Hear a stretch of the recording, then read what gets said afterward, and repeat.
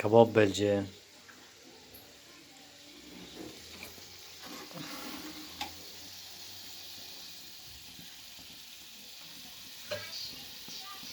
كباب على الفرن.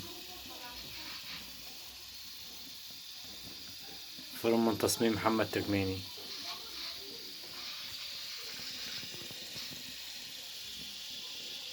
هاي السطحية.